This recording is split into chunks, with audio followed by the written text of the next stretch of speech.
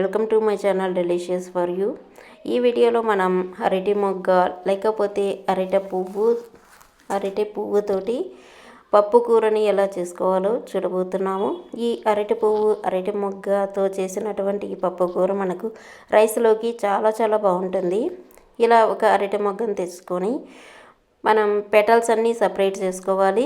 Separate చేసుకున్న తర్వాత ఈ లోపల ఉండేటటువంటి ఈ ఫ్లవర్స్ని మనం సపరేట్ చేసి పెట్టుకోవాలి. ఇలా సపరేట్ చేసుకున్న తర్వాత ఈ పువ్వు లోపల మనకు ట్రాన్స్పరెంట్ కలర్లో అంటే ఒక కవర్ లాంటి ఒక చిన్న పెటల్ ఉంటుంది. ఈ పెటల్ని అలాగే ఇక్కడ పొడవుగా ఉండేటటువంటి ఒక బడ్ లాంటిది ఉంటుంది. ఈ బడ్ని ఈ రెండిటిని రిమూవ్ చేసేయాలి. ఈ రెండు కూడా మనం కూరలో వేసుకున్నట్లయితే మన కర్రీ చేదు వస్తుంది.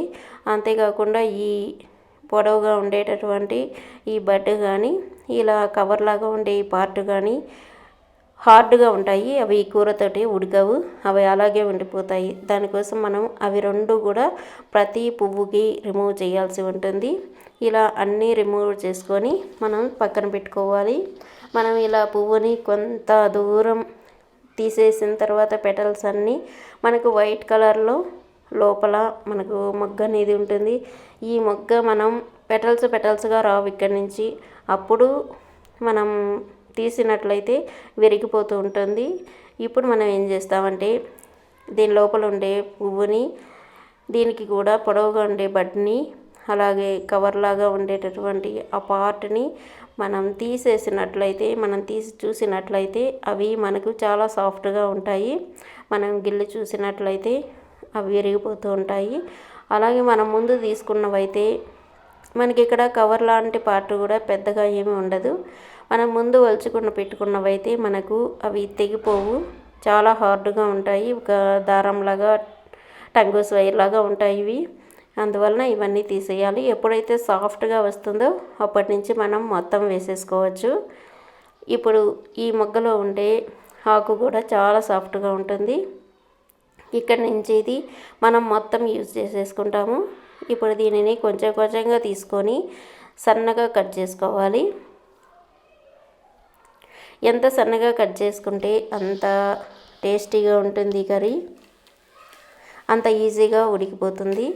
చాలా సన్నగా కట్ చేసుకున్నట్లయితే మనకు ఈ కర్రీ అరటి మొగ్గ కర్రీ అని చెప్పినా కూడా ఎవరు నమ్మరు, అలా ఉంటుంది ఈ కూర.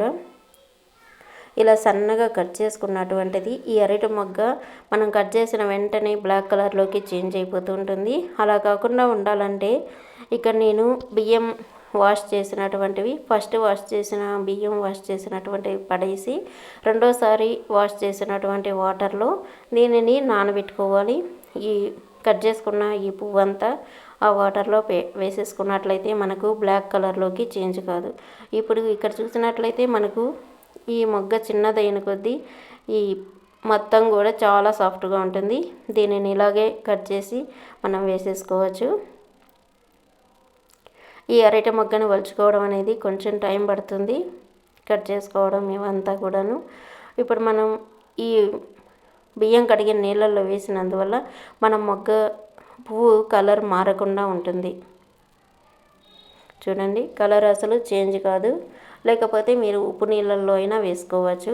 ఇప్పుడు ఒక బాణలు పెట్టుకొని లేకుంటే ఒక పాత్ర పెట్టుకొని అందులో 2 స్పూన్ల ఆయిల్ వేసుకోండి. ఒక పెద్ద ఉల్లిపాయను సన్నగా కట్ చేసి వేసుకొని ఒక 4 పచ్చిమిర్చి కొంచెం కరివేపాకు వేసుకొని బాగా ఫ్రై చేసుకొని ఇప్పుడు మనం కట్ చేసుకున్నటువంటి అరటి పువ్వుని ఇందులో వాటర్ పిండేసి వేసుకోవాలి. ఇలా మొత్తం పువ్వుని మనం ఈ కర్రీలో వేసేసుకొని ఫ్రై చేసుకోవాలి.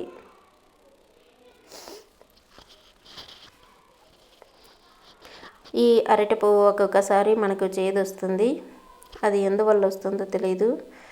ఇప్పుడు ఇందులోకి ఒక 1/2 స్పూను పసుపు పొడి, 1.5 స్పూను లేకపోతే మీరు వాడేటటువంటి సాల్ట్ని బట్టి కళ్ళు ఉప్పుని బట్టి మీరు వేసుకోవచ్చు. ఎంత కర్రీకి ఎంత సాల్ట్ కావాలో అంత.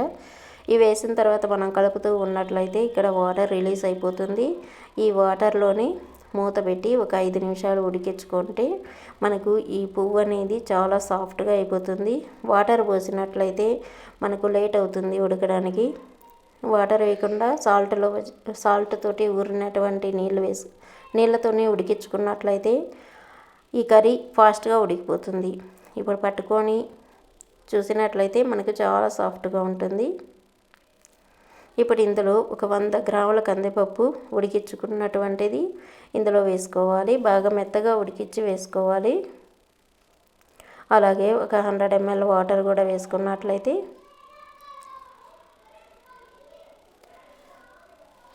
మనకు ఎంత కన్సిస్టెన్సీ కావాల్సి ఉంటుందో దాన్ని బట్టి వేసుకోవాలి వాటర్ని. ఇప్పుడు ఇందులోకి 1 కప్పు చింతపండు రసం, 1 లెమన్ సైజ్ అంతదైతే సరిపోతుంది. అలాగే 2 టేబుల్ స్పూన్ల సాంబార్ పొడి వేస్తున్నాను నేను ఇక్కడ. సాంబార్ పొడి అయితే చాలా టేస్టీగా వస్తుంది. మీరు కారమైనా వేసుకోవచ్చు. ఫైనల్గా మనం కొంచెం ఇంగువ పొడి అయితే నేను ఇక్కడే వేసేస్తున్నాను. ఆల్రెడీ ఇది ఫ్రై చేసి ఉంటుంది కాబట్టి మనం ఫ్రై చేయాల్సిన అవసరం ఉండదు. మనకు కర్రీ రెడీ అయిపోయింది. ఇప్పుడు పోపు పెట్టుకుంటాము. 2 స్పూన్ల ఆయిల్ వేసుకొని ఇందులో ఆవాలు, మినపప్పు, జీలకర్ర 1 స్పూను, 1 కానీ 2 కానీ ఎండుమిర్చి వేసుకొని చిటపటలాడిన తర్వాత మన కర్రీకి యాడ్ చేసేసుకుంటే మనకు కర్రీ రెడీ అయిపోతుంది. చాలా చాలా టేస్టీగా ఉంటుంది. పిల్లలు కూడా చాలా ఇష్టంగా తింటారు.